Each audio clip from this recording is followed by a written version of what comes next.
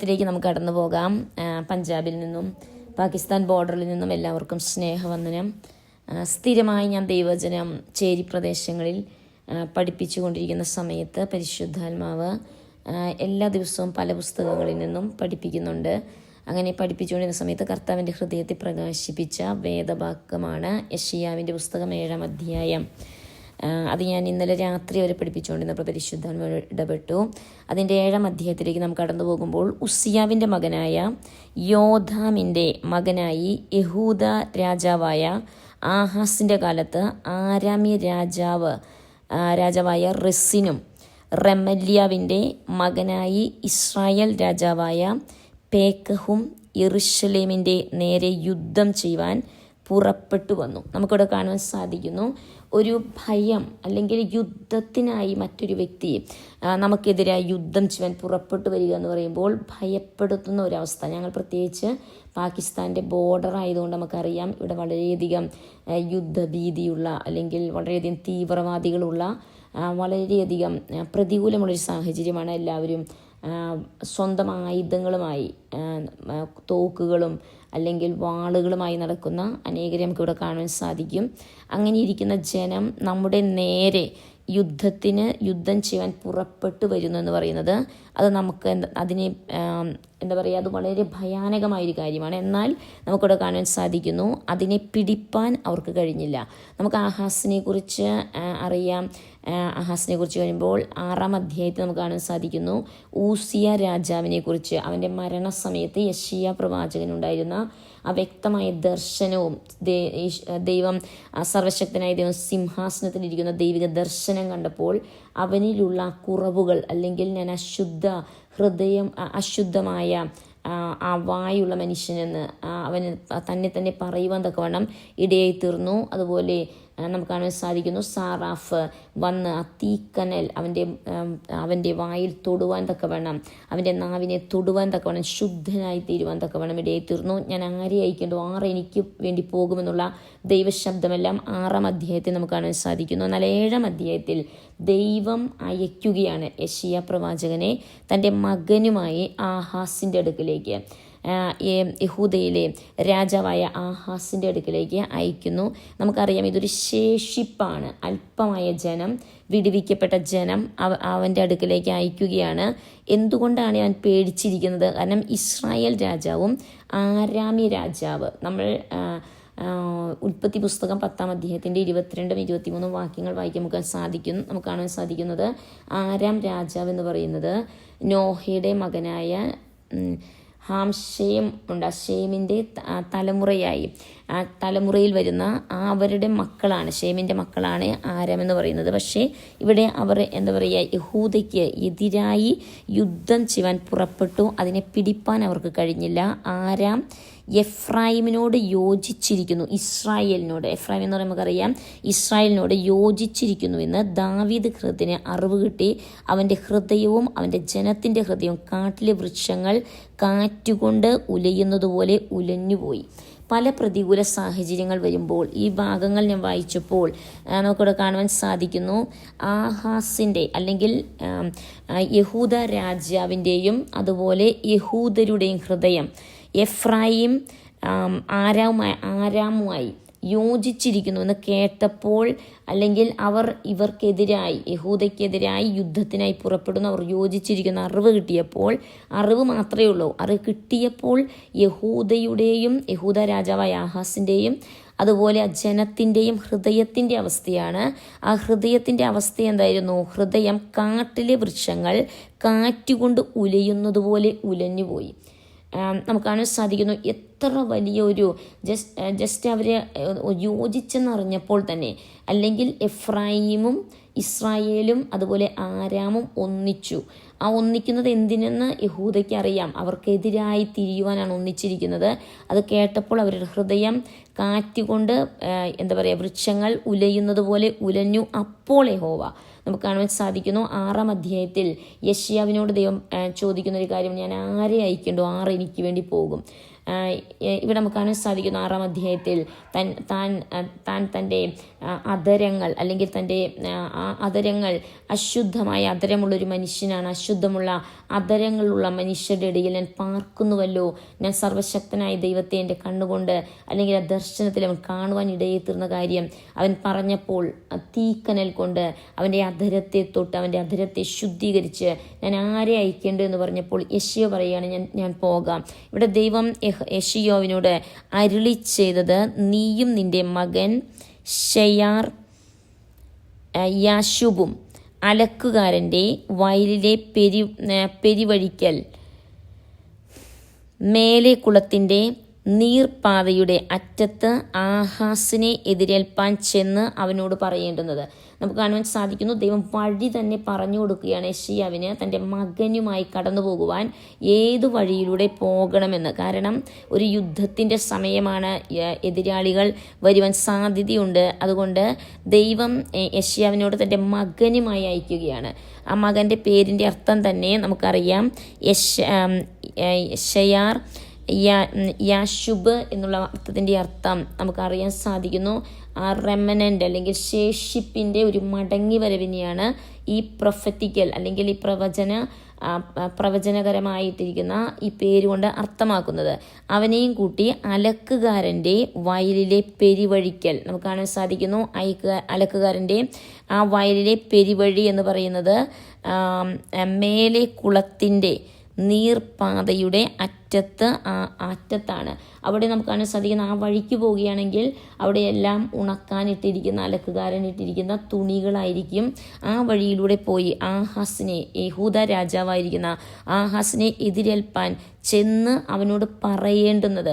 ഇവിടെ നമുക്ക് കാണുവാൻ സാധിക്കുന്നു, കാറ്റടിച്ച് ഉലയുന്നതായ വൃക്ഷം പോലെ ഉലയുന്ന തൻ്റെ ഹൃദയം, ഭയം കൊണ്ട് ഉലയുന്ന തൻ്റെ ഹൃദയം, തൻ്റെ ജനത്തിൻ്റെ ഹൃദയം ഭയപ്പെട്ട് കാറ്റിൽ വൃക്ഷങ്ങൾ എങ്ങനെ ഉലയുന്നുവോ അതുപോലെ ആടി ഉലയുന്ന അവസ്ഥയിൽ ദൈവം പറയുകയാണ്, സൂക്ഷിച്ചു കൊള്ളുക, സാവധാനമായിരിക്കുക. പുകയുന്ന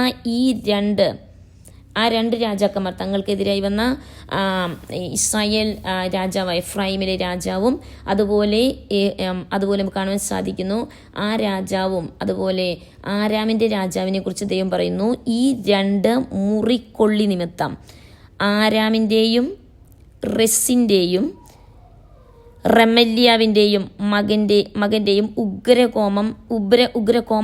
കോപം നിമിത്തം നീ ഭയപ്പെടരുത്, നിന്റെ ധൈര്യം ക്ഷയിച്ചു പോകുകയുമരുത്. ദൈവത്തിൻ്റെ പരിശുദ്ധാത്മാവ് ശക്തമായി യെശയ്യാ നബിയിലൂടെ അല്ലെങ്കിൽ യെശയ്യാ പ്രവാചകനിലൂടെ യഹൂദ രാജാവിനോട് അറിയിക്കുന്ന രണ്ട് കാര്യമുണ്ട്. നമ്മൾ ഒരു മരം വെട്ടിക്കളഞ്ഞു, ആ മരത്തിൻ്റെ കത്തിക്കൊണ്ടിരിക്കുന്ന കുറ്റിയെ നമുക്ക് ഭയപ്പെടുവാനില്ല. ഇതുപോലെയാണ് ദൈവം പറഞ്ഞത്, ഈ രണ്ട് രാജാക്കന്മാർ ദൈവം വെട്ടിക്കളഞ്ഞു. അവരെ വെട്ടിക്കളഞ്ഞതാണ് ഇസ്രായേലിൻ്റെയും ആരാമിൻ്റെയും രാജാവിനെ. അവർ വെട്ടിക്കളഞ്ഞ മരത്തിൻ്റെ കുറ്റി എങ്ങനെയാണ് കത്തി പുകയുന്നത്, അതുപോലെ പുകയുന്ന ഈ രണ്ട് കുറ്റികളെ നോക്കി അല്ലെങ്കിൽ ഈ മുറിക്കൊള്ളികളെ നോക്കി നിങ്ങൾ എന്തിനാണ് ഭയപ്പെടുന്നത്? അതുകൊണ്ട് ദൈവത്തിൻ്റെ ആത്മാവ് പറയുകയാണ്, നീ ഭയപ്പെടരുത്, നിന്റെ ധൈര്യം ക്ഷയിച്ചു പോകുകയുമരുത്. നമ്മുടെ ജീവിതത്തിൽ പല പ്രതിസന്ധികൾ നമ്മുടെ ചുറ്റുപാടുകളിലായിരിക്കാം, ഭവന അങ്കണത്തിലായിരിക്കാം, പലതരത്തിലുള്ള പ്രതിസന്ധികളുടെ മധ്യത്തിൽ നമ്മുടെ ഹൃദയം വൃക്ഷം കാറ്റത്ത് ഉലയുന്നത് പോലെ ഉലയുന്ന ചില സാഹചര്യങ്ങൾ, എല്ലായ്പ്പോഴും അല്ലായിരിക്കാം, പല സന്ദർഭങ്ങളിൽ അങ്ങനെ ഉലയുന്ന സാഹചര്യങ്ങൾ മുന്നോട്ട് ചിന്തിക്കുമ്പോഴോ അല്ലെങ്കിൽ ആ പ്രസൻറ്റ് നമ്മുടെ ഇപ്പോഴുള്ള സാഹചര്യത്തോടനുബന്ധിച്ചോ അല്ലെങ്കിൽ നാം കടന്നു വന്ന പാതകളെക്കുറിച്ച് ഓർക്കുമ്പോൾ ഭയപ്പെടുത്തുന്ന ചില വിഷയങ്ങളുണ്ടെങ്കിൽ ദൈവത്തിൻ്റെ പരിശുദ്ധാത്മാവ് നമ്മോട് ഓർപ്പിക്കുന്ന ഒരു കാര്യമുണ്ട്, ഭയപ്പെടരുത്, നിന്റെ ധൈര്യം ക്ഷയിച്ചു പോകുകയും അരുത്. ദൈവം പറയുകയാണ് നാം സാവധാനമായിരിക്കുവാൻ തക്കവണ്ണം.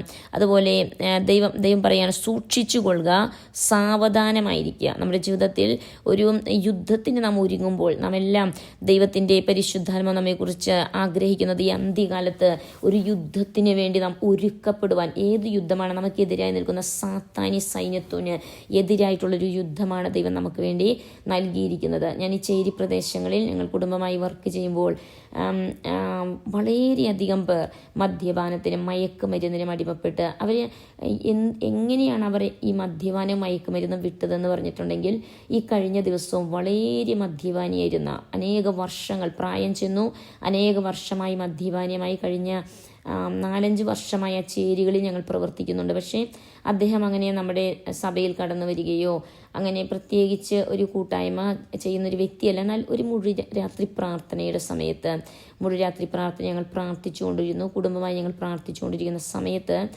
ആ വ്യക്തിയെ ദൈവം അവിടെ അയക്കുവാനിടയെ തീർന്നു. ആ മുഴുരാത്രി പ്രാർത്ഥനയിൽ പൂർണ്ണമായും മദ്യപിച്ചാണ് താൻ കടന്നു വന്നത്. എന്നാൽ താൻ കടന്നു വന്ന സാഹചര്യം താൻ പറയുവാനിടയെ തീർന്നു. തനിക്ക് ഭവനത്തിലിരിക്കുവാൻ സാധ്യമല്ലാതെ ഒരു ശബ്ദം, ദൈവശബ്ദം താൻ കേൾക്കുവാനിടയെ തീർന്നു. ആ പ്രാർത്ഥിക്കുന്ന ഇടത്തേക്ക് കടന്നു പോകുവാൻ തക്കവണ്ണമുള്ള ദൈവശബ്ദം താൻ കേൾക്കുവാനിടയെ തീർന്നു. അങ്ങനെ താൻ സഭയിൽ കടന്നു വരുവാൻ അങ്ങനെ കുറച്ചായി തൻ്റെ മദ്യപാനത്തിൽ നിന്നും താൻ വിമുക്തനായി, പൂർണ്ണമായി മദ്യപാനത്തിൽ നിന്ന് വിമുക്തി പ്രാപിച്ച് രക്ഷയുടെ അനുഭവത്തിൽ പൂർണ്ണമായി കടന്നു വന്ന് തികച്ചും ശുദ്ധനായി ഒരു കാടനെ പോലെ അല്ലെങ്കിൽ ഒരു കാട്ടുമനുഷ്യനെ പോലെ തൻ്റെ താടിയും മുടിയുമെല്ലാം വളർത്തി വളരെ വിരൂപമായൊരവസ്ഥയിൽ അവരെല്ലാം ഭിക്ഷ യാചിക്കുന്നവരുടെ കൂട്ടത്തിലുള്ളവരാണ്. എന്നാൽ വളരെ അങ്ങനെയൊരു വ്യക്തി വളരെ സുമുഖനായി തീരുവാൻ, താൻ ശുദ്ധനായി, തൻ്റെ ആത്മാവ് ശുദ്ധനായി, തൻ്റെ ജീവിതം ശുദ്ധമായി, താൻ വളരെയധികം ശുദ്ധമായി തീരുവാനിടയെ തീർന്നു.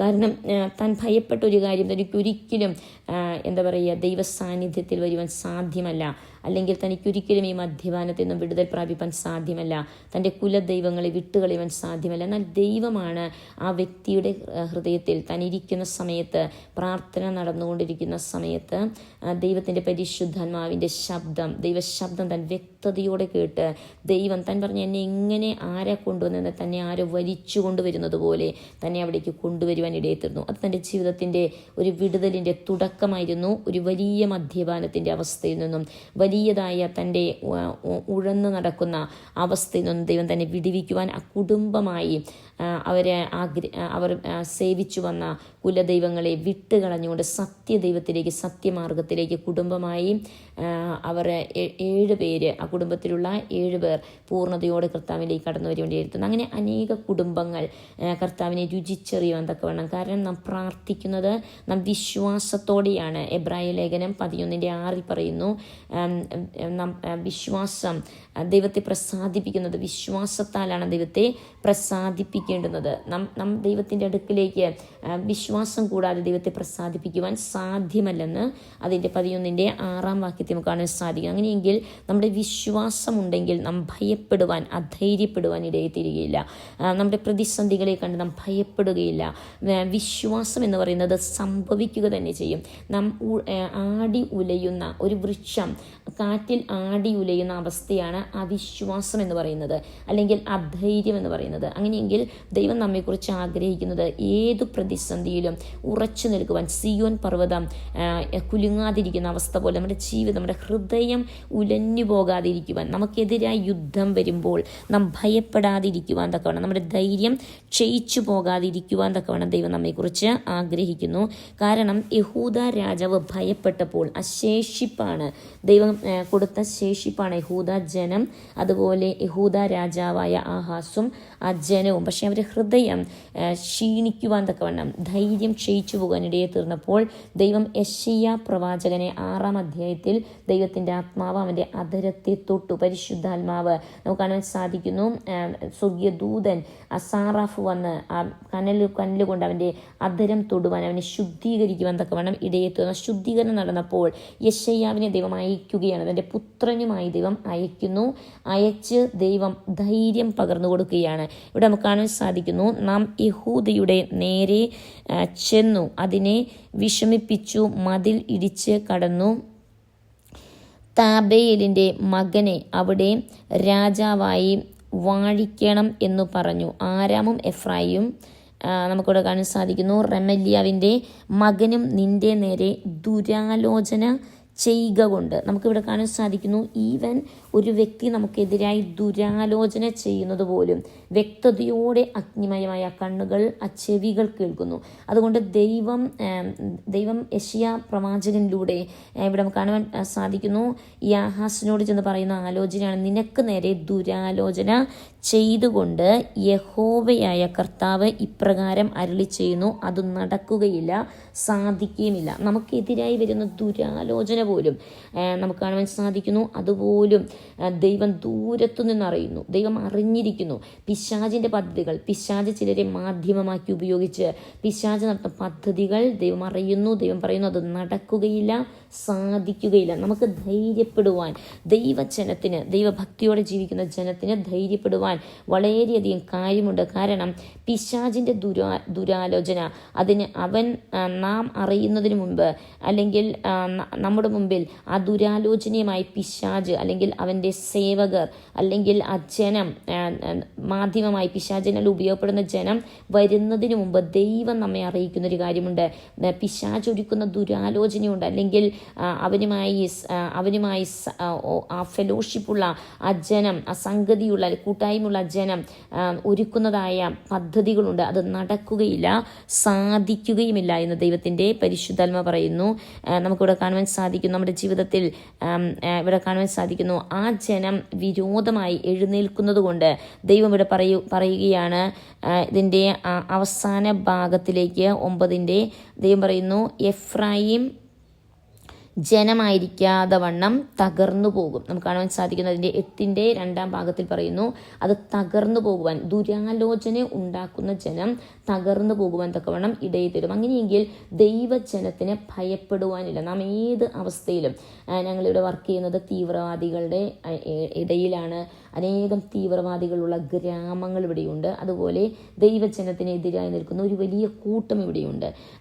പക്ഷേ ദൈവത്തിൻ്റെ പരിശുദ്ധാത്മാവ് എപ്പോഴും ധൈര്യം പകരുന്ന ഒരു കാര്യമുണ്ട്. ദൈവജനത്തിന് എതിരായി നിൽക്കുന്ന ജനത്തെ ദൈവം തകർത്ത് കളയുന്ന ദൈവമാണ്.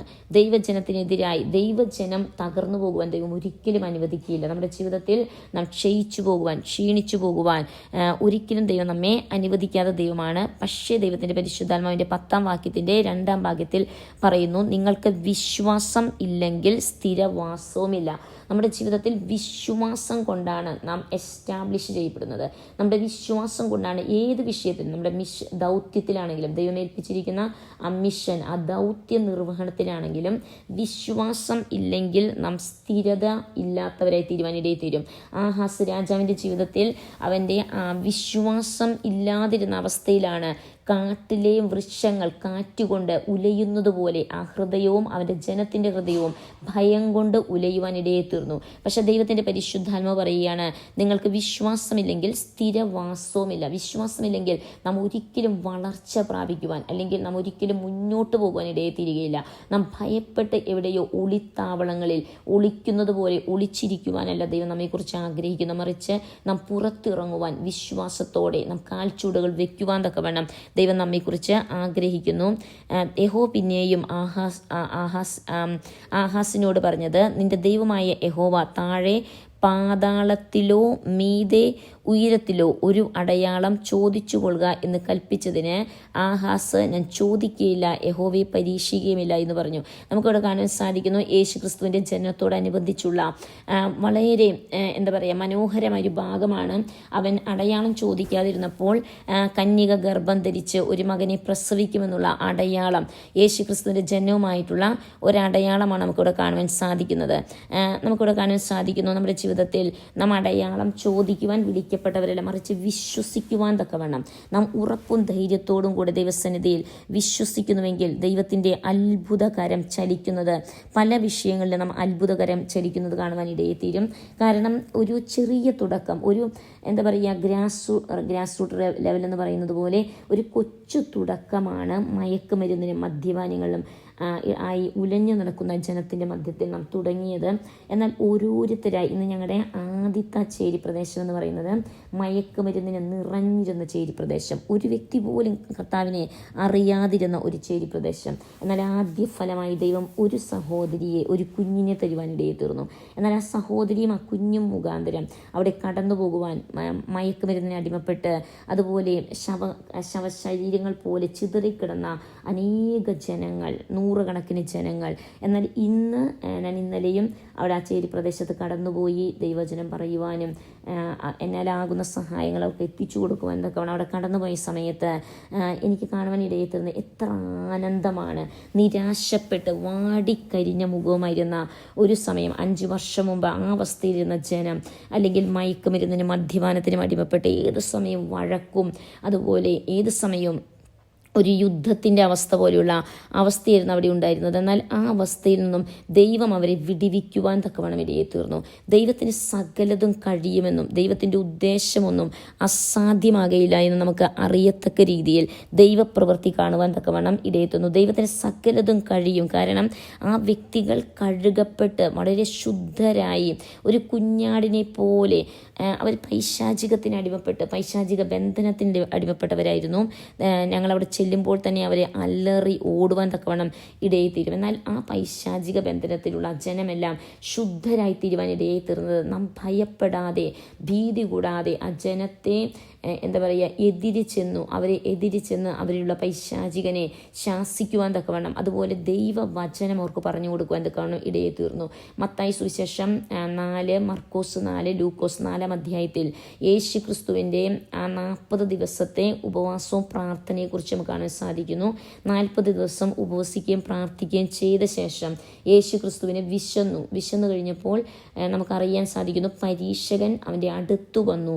എന്നാൽ യേശു പരീക്ഷകനെ, പിശാചിനെ ജയിച്ചത് വചനം കൊണ്ടാണ്. ആ വചനം ആകുന്നവൻ വചനം കൊണ്ട് പിശാചിനെ ജയിച്ചു. നാം യേശു ക്രിസ്തുവിനെ പിന്തുടരും നാം ഓരോരുത്തരും വചനമാണ് ജയിക്കുവാൻ ദൈവം നമുക്ക് നൽകിയിരിക്കുന്നത്. യെശയ്യാ പ്രവചനം 35 അധ്യായത്തിൻ്റെ 4 വാക്യത്തിൽ ഇവിടെ പറയുന്നു, മനോഭീതി ഉള്ളവരോട് ധൈര്യപ്പെടുവിൻ. നമ്മുടെ ദൈവജനം കാണാൻ സാധിക്കുന്നു. മനോഭീതിയുള്ളവരോട് ധൈര്യപ്പെടുവിൻ, ഭയപ്പെടേണ്ട, ഇതാ നിങ്ങളുടെ ദൈവം, പ്രതികാരവും ദൈവത്തിൻ്റെ പ്രതിഫലവും ദൈവത്തിൻ്റെ പ്രതിഫലവും വരുന്നു, അവൻ വന്നു നിങ്ങളെ രക്ഷിക്കും എന്ന് പറയുവിൻ.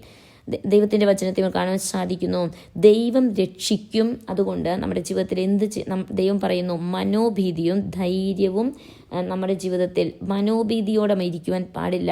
മറിച്ച് മനോഭീതിക്ക് പകരമായി ധൈര്യത്തോടെ നാം ഇരിക്കുവാൻ, ഭയപ്പെടേണ്ട, മനോഭീതിയോ ഭയമോ ഇല്ലാതെ ധൈര്യമായിരിക്കുവാനാണ് ദൈവം നമ്മെക്കുറിച്ച് പറയുന്നത്. കാരണം നമ്മെ രക്ഷിക്കുവാൻ, നമ്മെ വിടിവിക്കുവാൻ നിങ്ങളുടെ ദൈവം പ്രതികാരവും ദൈവത്തിൻ്റെ പ്രതിഫലവും ഇതാ വരുന്നു. ദൈവം അവൻ എന്തിനാണ് വരുന്നത്? അവൻ വന്ന് നിങ്ങളെ രക്ഷിക്കും എന്ന് പറയുവിൻ. ദൈവം നമ്മെ രക്ഷിക്കുന്ന ദൈവമായതുകൊണ്ട് നമ്മുടെ ജീവിതത്തിൽ മനോഭീതിയോടെ ഇരിക്കുവാനല്ല. നമ്മുടെ കുഞ്ഞുങ്ങളായിരിക്കാം, നമ്മുടെ കുടുംബത്തിലുള്ളവരായിരിക്കാം, നമ്മുടെ സഭയിലുള്ളവരായിരിക്കാം, നമ്മുടെ സമൂഹത്തിലായിരിക്കാം, നമ്മുടെ ദേശത്തുള്ളവരായിരിക്കാം, നമ്മുടെ ജോലി സ്ഥലത്തുള്ളവരായിരിക്കാം, ഏതെങ്കിലും മനോഭീതിയോടനുബന്ധിച്ചിരിക്കുന്നുവെങ്കിൽ പരിശുദ്ധാത്മ പറയുകയാണ് ധൈര്യമായിരിക്കുവാൻ തക്കവണ്ണം. കാരണം നാം ഉറപ്പോടെ ധൈര്യത്തോടെ നിൽക്കുമ്പോഴാണ് ദൈവത്തിന് എന്തെല്ലെങ്കിലും കാര്യങ്ങൾ നമ്മിലൂടെ ചെയ്യുവാൻ തക്കവണ്ണം ഇടയായിത്തീരുന്നത്. ദൈവപ്രവൃത്തി നമുക്ക് കാണണമെങ്കിൽ, അല്ലെങ്കിൽ ദൈവത്തിൻ്റെ അത്ഭുതങ്ങൾ കാണണമെങ്കിൽ, ദൈവം ചെയ്യുന്നതായ വീര്യപ്രവൃത്തികൾ കാണണമെങ്കിൽ നമുക്ക് ധൈര്യത്തോടെ ഇരിക്കുവാൻ തക്കവണ്ണം, മനോഭീതി വിട്ടുകളഞ്ഞ് നാം ധൈര്യത്തോടെ ഇരിക്കുവാൻ തക്കവണ്ണം ദൈവം നമ്മെക്കുറിച്ച് ആഗ്രഹിക്കുന്നു. ദൈവത്തിൻ്റെ വചനത്തിൽ നാം കാണുമ്പോൾ പല വേദഭാഗങ്ങളുണ്ട്. യെശയ്യാ പ്രവചനത്തിൽ തന്നെ നാം 7:4 വാക്യത്തിൽ വായിച്ചു. അതുപോലെ ധൈര്യമായിരിക്കുവാൻ തക്കവണ്ണം ഈ ദിവസങ്ങളിൽ ദൈവം നമ്മെക്കുറിച്ച് ആഗ്രഹിക്കുന്ന അന്ത്യസമയമായതുകൊണ്ട് ഞങ്ങൾ ഉപവാസത്തോടെ പ്രാർത്ഥനയോടെ, കുഞ്ഞുങ്ങൾക്ക് അവധിയായതുകൊണ്ട് കുഞ്ഞുങ്ങളും ഉപവാസത്തോടെ പ്രാർത്ഥനയോടെ ദൈവസന്നിധിയിൽ ഞങ്ങൾ കുറച്ച് ദിവസമായി ഇരിക്കുകയാണ്. അപ്പോൾ ഇരിക്കുന്ന സമയത്ത് പരിശുദ്ധാത്മ വ്യക്തതയോടെ പറഞ്ഞ പല കാര്യങ്ങളുണ്ട്. ഈ അന്ത്യകാലത്ത് പിശാച് വളരെ ശക്തിയോടെ, അവൻ്റെ പൂർണ്ണ ശക്തിയോടെ പ്രവർത്തിക്കുകയാണ്. കഴിഞ്ഞ കാലങ്ങളിൽ, അല്ലെങ്കിൽ പഴയ കാലങ്ങളിൽ നാം പഴയ തലമുറയോട് ചോദിക്കുമ്പോൾ ഉള്ള അനുഭവമല്ല ഈ തലമുറയിലുള്ളത്. ഈ തലമുറയിൽ വളരെ വ്യത്യസ്തമാണ് പൈശാചികൻ്റെ തന്ത്രങ്ങളും പ്രവൃത്തികളും.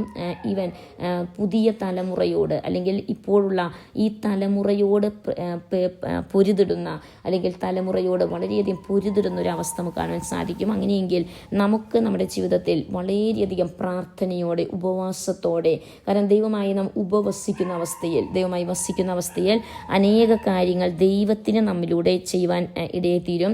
ദൈവം നമ്മെക്കുറിച്ച് ആഗ്രഹിക്കുന്ന ദൈവത്തിന് വേണ്ടി വൻ കാര്യങ്ങൾ ചെയ്യുവാൻ തക്കവണ്ണം ധൈര്യമുള്ളവരായിരിക്കാൻ, നമ്മിൽ ധൈര്യം ക്ഷയിക്കുമ്പോൾ ദൈവത്തിന് നമ്മിലൂടെ ഒന്നും ചെയ്യുവാൻ സാധ്യമല്ല. നമുക്ക് ദൈവത്തിൻ്റെ പ്രവൃത്തികൾ കാണുവാൻ തക്കവണ്ണം ഇടയായി തീരുകയില്ല. അതുകൊണ്ടാണ് ദൈവവചനത്തെ നമുക്ക് കാണുവാൻ സാധിക്കുന്നു. പുറപ്പാട് പുസ്തകത്തിൻ്റെ 14-ാം അധ്യായത്തിലേക്ക് നാം കടന്നു വരുമ്പോൾ നമുക്ക് മോശയുടെ അവസ്ഥകൾ നമുക്കറിയാം. മോശ ഏകനായിരുന്ന് വളരെ പ്രതിസന്ധിയുടെ മധ്യത്തിൽ, ചെങ്കടൽ തൻ്റെ മുൻപിലുണ്ട്, പ്രതിസന്ധികളുണ്ട്. ആ പ്രതിസന്ധികളുടെ മധ്യത്തിൽ വലിയൊരു ജനക്കൂട്ടം തൻ്റെ കൂടെയുണ്ട്. എന്നാൽ എങ്ങനെയാണ് അവരെയെല്ലാം മുന്നോട്ട് കൊണ്ടുപോകുക എന്ന് തനിക്ക് അറിയാത്ത ആ സാഹചര്യത്തിൽ നമുക്കിവിടെ കാണാൻ സാധിക്കുന്നു. ദൈവത്തിൻ്റെ പരിശുദ്ധാത്മാവ് വ്യക്തതയോടെ മോശയിലൂടെ സംസാരിക്കുന്ന കാര്യങ്ങൾ എന്താണ് നമുക്ക് കാണാൻ സാധിക്കും. അതിൻ്റെ 13-ാം വാക്യത്തിൽ, അതിന് മോശ ജനത്തോട് ഭയപ്പെടേണ്ട, ഉറച്ചു നിൽപ്പിൻ, യഹോവ ഇന്ന് നിങ്ങൾക്ക് ചെയ്യുവാനിരിക്കുന്ന രക്ഷ കണ്ടുകൊള്ളുവിൻ. നിങ്ങൾ ഇന്ന് കണ്ടിട്ടുള്ള മിസ്രൈമിനെ ഇനി ഒരു നാളും കാണുകയില്ല. യഹോവ നിങ്ങൾക്ക് വേണ്ടി യുദ്ധം ചെയ്യും, നിങ്ങൾ മിണ്ടാതിരിപ്പിൻ എന്ന് പറഞ്ഞു. നമ്മുടെ ജീവിതത്തിൽ പലപ്പോഴും യുദ്ധം നേരിടുമ്പോൾ നാം സംസാരിക്കുന്നവരാണ്. യുദ്ധം നേരിടുമ്പോൾ ദൈവം ആഗ്രഹിക്കുന്ന നിശബ്ദത പാലിക്കുവാൻ. കാരണം യുദ്ധ സ്ഥലങ്ങളിൽ, അല്ലെങ്കിൽ യുദ്ധത്തിൻ്റെ ആ പടയാളികളുള്ള സ്ഥലങ്ങളിൽ, അല്ലെങ്കിൽ യുദ്ധത്തിൻ്റെ ഈ പാകിസ്ഥാൻ്റെ അതിർവരമ്പ് നിന്നുകൊണ്ടാണ് ഞാൻ സംസാരിക്കുന്നത്. അതിർത്തി പ്രദേശത്ത് ഒരു യുദ്ധമുഴക്കം വന്നാൽ നമുക്ക് കേൾക്കാവുന്ന സ്ഥലമാണ് ഇത്, ഈ അതിർത്തി പ്രദേശം. ഒരു വെടിവയ്പ് വന്നാൽ നമുക്ക് കേൾക്കുവാൻ സാധിക്കത്തക്ക രീതിയിലുള്ള അതിർത്തി പ്രദേശത്താണ് ഞാൻ ദൈവവചനം സംസാരിക്കുന്നത്. ഇവിടെ ദൈവത്തിൻ്റെ പരിശുദ്ധാത്മ പറയുന്നു, യഹോവ നിങ്ങൾക്ക് വേണ്ടി യുദ്ധം ചെയ്യും. നമ്മുടെ ജീവിതത്തിൽ യുദ്ധം വരുമ്പോൾ യഹോവ നമുക്ക് വേണ്ടി യുദ്ധം ചെയ്യും, നിങ്ങൾ മിണ്ടാതിരിപ്പിൻ എന്ന് പറഞ്ഞു. യുദ്ധം വരുമ്പോൾ പടയാളികൾ പരസ്പരം സംസാരിക്കാറില്ല. അവരൊരിക്കലും, കാരണം അവർ സംസാരിച്ചാൽ അത് ബുദ്ധിഹീനതയാണെന്ന് നമുക്ക് വ്യക്തമായി കാണാൻ സാധിക്കും. കാരണം അത് ശത്രുവിന് മനസ്സിലാക്കുവാൻ ഇടയെത്തീരും. ആ സംസാരം പലപ്പോഴും നമ്മുടെ ശ്രദ്ധയെ തെറ്റിക്കുവാൻ, അല്ലെങ്കിൽ ശത്രു സൈന്യത്തിന് നാം പിടികൊടുക്കുന്ന അവസ്ഥയിലേക്ക് ഇടയെത്തീരും. അതുകൊണ്ട് നാം സംസാരിക്കേണ്ടുന്നത് പരസ്പരമല്ല, മറിച്ച് സർവശക്തനായി ദൈവത്തോട് പ്രാർത്ഥനയിൽ നാം സംസാരിപ്പാൻ, നമ്മുടെ ആത്മാവിൽ ഏത് സമയവും നമ്മുടെ ആത്മാവിൽ പ്രാർത്ഥനയിൽ നാം പോരാടുവാൻ തക്കവണ്ണം ദൈവം നമ്മെക്കുറിച്ച് ആഗ്രഹിക്കുന്നു. അങ്ങനെയെങ്കിൽ ദൈവത്തിൻ്റെ പരിശുദ്ധാത്മാവ് പറയുകയാണ്, ഭയപ്പെടേണ്ട, ഉറച്ചു നിൽപ്പിൻ. നാം ഉറച്ചു നിൽക്കണം. ഭയപ്പെടേണ്ട എന്ന് പറയുമ്പോൾ ദൈവം ഉദ്ദേശിക്കുന്നത് ഭയപ്പെടുന്ന വ്യക്തി ഓടിപ്പോകുവാനിടയെത്തീരും. എന്നാൽ ധൈര്യമുള്ള ഒരു വ്യക്തി ഉറച്ചു നിൽക്കുവാനിടയെത്തീരും. ദൈവം പറയുന്നു, ഭയപ്പെടേണ്ട, ഉറച്ചു നിൽപ്പിൻ, യഹോവ ഇന്ന് നിങ്ങൾക്ക് ചെയ്യുവാൻ ഇരിക്കുന്ന രക്ഷ കണ്ടുകൊള്ളുവിൻ. നിങ്ങൾ ഇന്ന് കണ്ടിട്ടുള്ള മിസ്രൈമിനെ ഇനി ഒരു നാളും കാണുകയില്ല. നമ്മുടെ ജീവിതത്തിൽ ഏത് വിഷയത്തോടനുബന്ധിച്ചാണ് നാം ഭയപ്പെടുന്നത്, ആ വിഷയത്തിന് മുന്നോട്ട് കാണുവാൻ ദൈവം ഇടവരുത്തുകയില്ല. നാം ഉറച്ചു നിൽക്കുകയാണെങ്കിൽ, നാം ഭയപ്പെട്ട് ഓടുകയാണെങ്കിൽ ദൈവപ്രവൃത്തി കാണുവാൻ ഇടയാകില്ല. മറിച്ച് നാം ഉറച്ചു നിൽക്കുകയാണെങ്കിൽ ദൈവം നമുക്ക് വേണ്ടി യുദ്ധം ചെയ്യുവാൻ, യഹോവ നിങ്ങൾക്ക് വേണ്ടി യുദ്ധം ചെയ്യും. ഉറച്ചു നിൽക്കുക. ദൈവം ആഗ്രഹിക്കുന്ന നാം യുദ്ധം ചെയ്യുവാനല്ല, മറിച്ച് നാം ഉറച്ചു നിൽക്കുവാൻ, ധൈര്യത്തോടെ ഉറച്ചു നിൽക്കുവാൻ. ഏത് നമ്മുടെ ജീവിതത്തിൻ്റെ സാഹചര്യമാണെങ്കിലും ആ സാഹചര്യത്തിൽ ഉറച്ചു നിൽക്കുവാൻ. ഞങ്ങളിവിടെ കടന്നു വന്ന സമയത്താണെങ്കിലും വളരെയധികം പ്രതിസന്ധികളുണ്ട്. കൊറോണയുടെ സമയമാണ്, വളരെയധികം പ്രതിസന്ധിയുണ്ട്. ഒരു തരത്തിലും നമുക്ക് പിടിച്ചു നിൽക്കുവാൻ സാധ്യമല്ലാത്ത വണ്ണം ഭക്ഷണമാകട്ടെ, നമുക്ക് പാർപ്പിടത്തിൻ്റേതാകട്ടെ, പ്രതിസന്ധികൾ വളരെയധികമായിരുന്നു.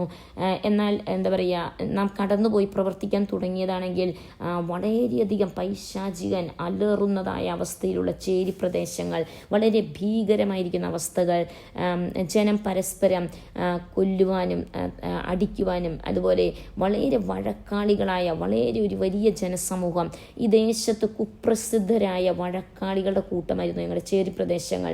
അവരെക്കുറിച്ച് അറിയപ്പെടുന്നത് വഴക്കാളികളുടെ കൂട്ടം, അല്ലെങ്കിൽ പരസ്പരം യുദ്ധം ചെയ്യുന്നവരെന്നായിരുന്നു അവരെക്കുറിച്ച് അറിയപ്പെട്ടിരുന്നത്.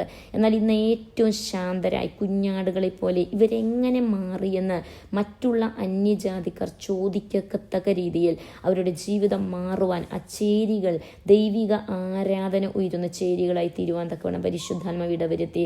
ഒരു സമയം ദേശം മുഴുവനും വഴക്കിൻ്റെ ശബ്ദം ആ ചേരികളിൽ നിന്നും ഉയർന്നു കേട്ടപ്പോൾ ഇന്ന് ആരാധനയുടെയും സന്തോഷത്തിൻ്റെയും സമാധാനത്തിൻ്റെയും സ്നേഹത്തിൻ്റെയും ഒരുമയുടെയും പരസ്പര ഐക്യതയുടെയും പരസ്പരം ഷെയർ ചെയ്യുന്ന ഒരു നല്ല കൂട്ടായ്മയുടെ അവസ്ഥയിലേക്ക് പരിശുദ്ധാത്മ അവരെ കൊണ്ടുവരുവാനുള്ള ഒരേയൊരു കാരണം ദൈവത്തിന് വേണ്ടി നാം ഉറച്ചു നിൽക്കുന്നുവെങ്കിൽ ഒരു വ്യക്തി ഉറച്ചു നിന്നാൽ ആ വ്യക്തിയിലൂടെ ദൈവത്തിന് പ്രവർത്തിപ്പാൻ സാധിക്കും. ഇവിടെ നമുക്ക് കാണാൻ സാധിക്കുന്നു, മോശെ ഉറച്ചു നിന്നതുകൊണ്ട് ദൈവം യുദ്ധം ചെയ്യുവാൻ ഇറങ്ങി വരുവാൻ ഇടയെ തീർന്നു. ദൈവം മോശയിലൂടെ ജനത്തെ ധൈര്യപ്പെടുത്തുന്ന ഒരു കാര്യമുണ്ട്, ഉറച്ചു നിൽക്കുക. നമുക്ക് വേണ്ടി യുദ്ധം ചെയ്യുന്നത് ദൈവമാണ്. ദൈവം നമുക്ക് വേണ്ടി യുദ്ധം ചെയ്യുമ്പോൾ നാം മിണ്ടാതിരിക്കുന്നുവെങ്കിൽ, നാം ഉറച്ചിരിക്കുന്നുവെങ്കിൽ, നാം ദൈവത്തിൻ്റെ നന്മയെ അല്ലെങ്കിൽ ആ പ്രവൃത്തിയെ, ദൈവത്തിൻ്റെ അത്ഭുതങ്ങളെ നമ്മുടെ ജീവിതത്തിൽ കാണുവാൻ ഇടയെത്തീരും. അതുകൊണ്ട് നമ്മുടെ ജീവിത പ്രതിസന്ധിയിൽ നമുക്കിവിടെ കാണാൻ സാധിക്കുന്നു, നാം 7-ാം അധ്യായത്തിൽ, യെശയ്യാ പ്രവചനം 7-ാം അധ്യായത്തിൽ ആഹാസ് രാജാവിന് വേണ്ടി അല്ലെങ്കിൽ യഹൂദ ജനത്തിനു വേണ്ടി ദൈവം ഇറങ്ങി വന്ന് പ്രവർത്തിപ്പാൻ ഇടയെ തീർന്നു.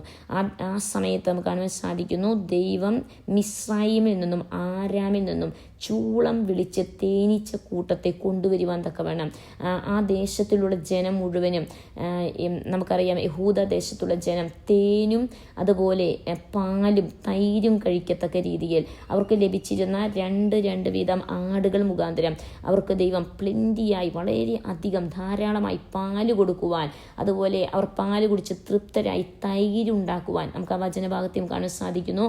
ആ സമയത്ത് ജനത്തിൻ്റെ ഭക്ഷണം തേനും തൈരുമെന്ന് പറയത്തക്ക രീതിയിൽ അതുപോലെ ദൈവം അവരുടെ ജീവിതത്തിൽ മറ്റുള്ളവർക്ക് പ്രതിസന്ധികൾ നേരിട്ടപ്പോഴും അവർക്ക് ദൈവം ആ നന്മ ഒരുക്കി കൊടുക്കുവാൻ തക്കവണ്ണം ഇടയെ തീർന്നു. നമ്മുടെ ജീവിതത്തിൽ ദൈവം നമ്മെക്കുറിച്ച് ആഗ്രഹിക്കുന്ന, നമ്മുടെ പ്രതിസന്ധിയിൽ നാം ഭയപ്പെടാതെ ഉറച്ചു നിൽക്കുന്നുവെങ്കിൽ ദൈവത്തിൻ്റെ വഴികൾ അഗോചരമായിരിക്കും, ദൈവത്തിൻ്റെ പ്രവൃത്തികൾ അഗോചരമായിരിക്കും. നാം ഭയപ്പെടുവാനല്ല, മറിച്ച് പ്രതിസന്ധികളിൽ ഉറച്ചു നിൽക്കുവാൻ തക്കവണ്ണം ദൈവം നമ്മെക്കുറിച്ച് ആഗ്രഹിക്കുന്നു.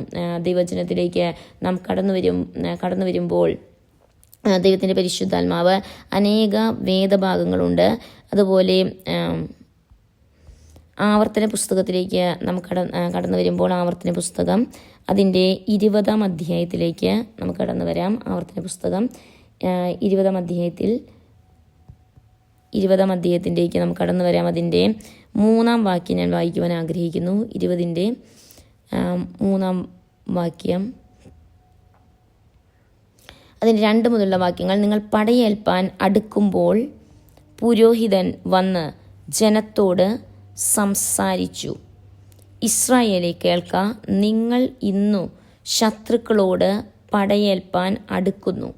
അധൈര്യപ്പെടരുത്, പേടിക്കരുത്, നടുങ്ങിപ്പോകരുത്, അവരെ കണ്ട് ഭ്രമിക്കുകയുമരുത്. ദൈവം പറയുന്ന ചില കാര്യങ്ങളുണ്ട്. ഇവിടെ ദൈവത്തിൻ്റെ പരിശുദ്ധാത്മാവ് വ്യക്തതയോടെ പറയുന്ന കാര്യമാണ്. ആവർത്തന പുസ്തകത്തിൻ്റെ 20-ാം അധ്യായത്തിൽ, നീ ശത്രുക്കളോട് യുദ്ധം ചെയ്യുവാൻ പുറപ്പെട്ടിട്ട് കുതിരകളെയും രഥങ്ങളെയും നിന്നിലും അധികം ജനത്തെയും കാണുമ്പോൾ പേടിക്കരുത്. देखो മിസ്രൈമിൽ ദേശത്തു നിന്നെ കൊണ്ടുവന്ന നിന്റെ ദൈവമായ യഹോവ നിന്നോട് കൂടെയുണ്ട്. നമ്മുടെ ചുറ്റുപാടുമുള്ള പലതിനെയും കണ്ട് ഭയപ്പെടുവാൻ, അല്ലെങ്കിൽ അവരോടുകൂടെയുള്ളതിനെ കണ്ട് ഭയപ്പെടുവാനല്ല ദൈവം നമ്മെ വിളിച്ചിരിക്കുന്നത്. മറിച്ച് ദൈവം നമ്മെ വിളിച്ചിരിക്കുന്നത്, ദൈവം പറഞ്ഞിരിക്കുന്ന കാര്യമാണ്. ദൈവം വ്യക്തതയോടെ പറയുകയാണ്, നാം നീ ശത്രുക്കളോട് യുദ്ധം ചെയ്യുവാൻ പുറപ്പെട്ടിട്ട്. നാം ശത്രുക്കളോട് യുദ്ധം ചെയ്യാൻ പുറപ്പെടുക എന്ന് പറയുമ്പോൾ നാം രക്ഷയുടെ അനുഭവത്തിൽ കടന്നു വരുന്ന സമയം മുതൽ നമ്മുടെ യുദ്ധം തുടങ്ങുകയാണ്. യഥാർത്ഥമായി നാം യുദ്ധക്കളത്തിൽ ഇറങ്ങുന്നത് നാം രക്ഷയുടെ അനുഭവത്തിൽ കടന്നു വന്ന് നമ്മുടെ ശരീരത്തിൽ യുദ്ധത്തിൽ നമ്മുടെ ആ ശരീരത്തിൻ്റെ അഭിലാഷകളെ ഇല്ലാതാക്കുവാൻ തക്കവണ്ണം നാം ശരീരത്തിൻ്റെതായ ആ താല്പര്യങ്ങളോട് യുദ്ധം ചെയ്യുകയാണ്. അതിനോട് നാം വേണ്ടെന്ന് വെക്കുന്ന പല കാര്യങ്ങൾ, അല്ലെങ്കിൽ നമ്മുടെ പഴയ മനുഷ്യനെ ഉരിഞ്ഞു കളഞ്ഞുകൊണ്ട് നാം യുദ്ധം ചെയ്യുക. നമ്മുടെ അകത്ത് തന്നെ ഒരു യുദ്ധമുണ്ട്. നാം പുറത്ത് ഒരു വലിയ യുദ്ധക്കളത്തിന് വേണ്ടി പോകുന്നതിന് മുമ്പ് തന്നെ അകത്ത് നാം ഒരു ജയം ലഭിക്കണം. നമ്മുടെ ശരീരം, കർത്താവിൻ്റെ ആലയമായിരിക്കുന്ന ശരീരം വളരെ വിശുദ്ധമായി നാം സൂക്ഷിക്കപ്പെടുമ്പോൾ മാത്രമേ പിശാചിനോട് നമുക്ക് യുദ്ധം ചെയ്യാൻ സാധിക്കുകയുള്ളൂ.